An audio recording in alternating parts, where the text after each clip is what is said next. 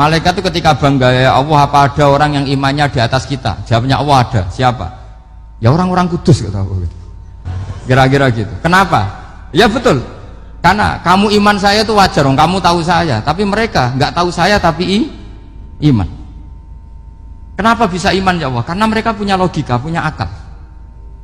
Akhirnya Imam Amudi disuruh sama Allah presentasikan logika tauhid kamu lewat jalur matematika. Malaikat disuruh dengerin semua. Isma'u ya malaikati, ini mimpinya wali. Terus Imam Amudi mulai mengajarkan nisbatul isnaini ilal wahid wa nisbatus salasa wal arba'ah ila ma la nihayatalah niku binisbatin wahidah, yaitu far'un minal asli wa huwa al wahid. Mbok angka sebanyak apapun 2, 3, 4 sampai 1 miliar itu nisbatnya ke angka 1 adalah nisbatul far'i ilal asli, semuanya berasal dari 1. Maka hadhil awalim atau hadal alam ila ma la nihayatalahu, tetap semuanya ini cabang dari 1, yaitu wujud dari 1, yaitu Allah Subhanahu wa ta'ala. Sehingga semenjak itu ditiru sekian ulama. Akhirnya malaikatnya mantuk karena kepastian kalau Allah satu yang diyakini malaikat itu sepasti logika yang dibangun orang-orang manusia ini, padahal tidak ngerti Allah Subhanahu wa ta'ala karena pakai akal. Sehingga di pondok itu orang harus ngerti mantek. Orang mantek itu ilmu yang jelimet tapi menyenangkan. Biasanya sing sinau ambek rokokan, sawangannya kayak filosof. Jadi paling gak agak paham dia alasan. Sementing nikmati rokok, tak pikir nikmati pemikirannya, ternyata nikmati rokok. Kayak kemarin saya datang ke resepsinya Gus Agil, saya itu tertawa terus karena dengerin Habib Mutahar. Saya membaca bahayanya rokok, setelah tahu bahayanya saya berhenti membaca.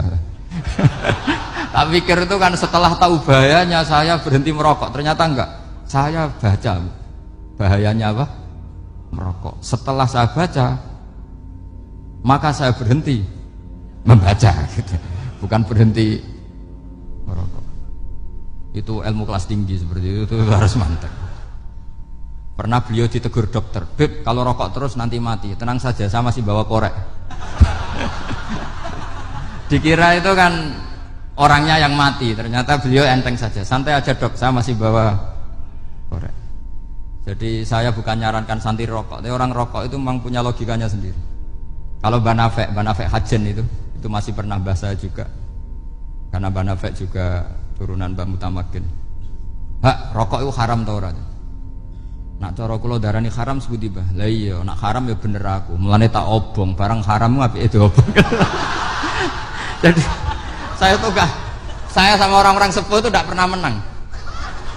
Jadi apa ya? Mereka itu orang yang sudah lama, gimana ya, mau dikatakan bulat itu ya, tapi memang nggak pernah kalah mereka. Ada satu kiai masih misananya Banafek, ini rokok 2 katanya. Bagi yang nggak ngerokok berarti membiarkan 2 haram masih. Bagi yang merokok berarti mengurangi haram. Kalah lagi saya. Jadi saya tuh pernah dibully 2 mbah saya, karena 2 mbah saya ini rokok semua. Akhirnya saya sing nom ngalah gitu, karena saya tidak mungkin bilang sing waras ngalah karena kalah sepuh gitu. Jadi ya sudah, mau tidak mau harus bilang sing nom kalah. Tapi yang penting itu kita mendengar. Jadi ternyata sepinter-pinternya kita itu mesti kalah pinter sama yang sepuh-sepuh itu. Jadi kalau tahu bahayanya rokok lewat membaca ya harus berhenti merokok. Berhenti membaca katanya. Nah malaikat ini cerita lagi malaikat. Saya memang dari awal niat hormat Raden Asnawi karena buyut-buyut beliau itu ketemu di buyut saya. Saya ini turunan Mbak Asnawi sepuh. Terus cuma buyut saya itu nikah Lasem, terus saya keceluk cucunya keluarga Lasem. Sebenarnya saya juga cucu Kudus. Tapi terus alhamdulillah sekarang kembali karena buyut saya menyuruh saya ngajar di Damaran, terus sampai sekarang saya ngajar di Damaran. Tapi buyut saya itu masih lahir di Damaran. Namanya Mbak Hafsah, itu Hamsah binti Maksum bin Soleh bin Asnawi sepuh. Sama seperti nasab di sini Raden Asnawi, Mbak Abdul Husnan, terus Nyai Ayu Sofiyah, terus Mbak Raden Asnawi. Saya mau cerita, jadi ilmu itu lebih keren kita. Sehingga Rasulullah SAW pernah ngendikan, saya ini rindu sekali li ikhwani, kata Nabi itu ikhwani. Kata sahabat bilang, alasna ikhwanaka ya Rasulullah, bukankah kita ini saudara kamu, saudara engkau ya Rasulullah? Tidak, antum ashabi, kamu itu sahabat saya. Siapa teman-teman kamu itu ya Rasulullah? Yaitu kaumun yang tidak melihat saya kemudian iman kepada saya. Jadi mereka seperti kita semua di Kudus ini tidak melihat Rasulullah SAW, tapi iman sama Nabi. Dan ketika malaikat yubahi bikum malaika, Allah bangga dengan malaikatnya, membanggakan kita. Sampai malaikat tuh sentimen, kok bisa ya Allah? Ya karena tadi, kamu iman sama saya wajar, karena kamu melihat surga, melihat neraka, melihat aras. Sementara orang Kudus coba ngelihat apa? Paling simpang 5, apa simpang 7 itu. Tapi imannya gak kalah dengan malaikat. Kenapa gak kalah? Karena tadi kita diajarkan bahwa nisbatul isnaini wassalasah wal arba'ah ila ma la nihayatalaha itu sama-sama nisbatul far'i ilal asli. Tetap yang asli adalah angka 1. Jadi nggak mungkin aslu hadhil asya nggak dari Allah itu, nggak mungkin. Tetap dari zat yang satu. Kemudian tentu ini bukan nisbatul walad ilal walid, anak ke bapak tentu enggak, tapi nisbatul khaliq sama makhluk. Tapi apapun itu pasti satu.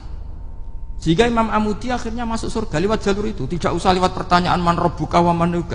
Kelasnya disuruh ngajar malaikat. Saya punya rencana jadi pengajar malaikat nanti itu kan. Jadi orang-orang Kudus yang dapat barokahnya Raden Asnawi nanti jangan mau kalau ditanya man rabbuka wa man nuka. Kelasnya itu harus apa? Jadi gurunya malaikat. Karena bapak kita Nabi Adam itu keren. Nabi Adam itu adalah orang yang disuruh Allah dipresentasikan, dibanggakan Allah di depan para malaikat. Ketika ada malaikat yang agak hasud, tapi itu tidak malaikat papan atas, malaikat yang kebanyakan. Itu kan agak gak terima Nabi Adam jadi apa? Khalifah. Sampai malaikat ini usul ataj'alu fiha may yufsidu fiha wasfikut.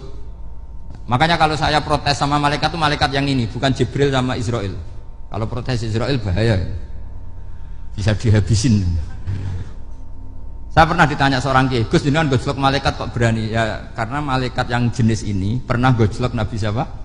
Adam. Enggak percaya kalau Nabi Adam itu layak mimpin, sampai protes ataj'alu fiha may yufsidu fiha wasfikut dima. Tapi apa yang terjadi? Allah mengajarkan satu ilmu di Nabi Adam, kemudian disuruh meresentasikan. Qala ya Adamu ambihum bi asma'ihim. Adam, coba kamu presentasikan ilmu kamu. Setelah Nabi Adam fasih mempresentasikan ilmu, kata Allah, kamu bisa enggak sepinter Nabi Adam? Enggak bisa ya Allah. Makanya sudah saya bilang ini a'lamu malah. Saya lebih tahu siapa yang layak mimpin. Jadi layak mimpin itu pertama harus kuwatul ilm, ilmunya itu harus kuat. Nanti saya akan cerita hubungannya Raden Asnawi dengan Syekh Nawawi. Apa itu hubungan teman, apa murid guru, itu memang masih jadi polemik sampai sekarang. Kalau saya ya keyakinan saling istifadal. Ini bahasa netral, tidak murid guru tapi saling apa? Istifadah. Kata Syekh Nawawi dalam tafsir Munir itu, ilmu itu nomor 1. Sehingga beliau setiap ada ayat fa inna hizballahi humul ghalibun, beliau pasti menafsiri bil hujjah wal barohin la bis saulah. Saya masih ingat betul takbirnya, memang saya hafalkan. Dan Syekh Nawawi itu benar, Raden Asnawi juga benar, semua guru-guru kita benar. Karena agama ini sebetulnya bukan masalah negara, tapi masalah logika yang sehat. Uni Soviet itu pernah mengkooptasi Uzbek, Ceknya, Tajikistan. Itu 100 tahun. Orang dipaksa ateis. Tapi orang-orang Uzbek, saya sering ketemu lama Uzbek, kadang ketemu di Korea, kadang di Malaysia. Orang-orang Uzbek itu punya basement di bawah tanah. Kemudian di bawah tanah ini mereka ngajarkan tauhid. Ngajarkannya ya gampang, misalnya ini sesuatu yang ada, iya ini. Ini ada penciptanya enggak? Ya ada. Siapa? Tukang katanya. Yang penting itu enggak ada logika bahwa sesuatu yang ada disebabkan oleh ketiadaan. Lah orang komunis, orang ateis itu orang yang mengatakan alam ini didahului oleh nihilisme, oleh adamiyah. Masuk akal enggak sesuatu yang ada, penciptanya sesuatu yang tidak. Sehingga orang anak-anak Uni Soviet itu nggak pernah kepikiran membenarkan ateis, itu nggak pernah. Bareng Uni Soviet ada itu Glasnost Perestroika itu kemudian hancur, semuanya langsung menjadi negara Islam, termasuk Uzbek, Tajikistan, karena diajari ilmu.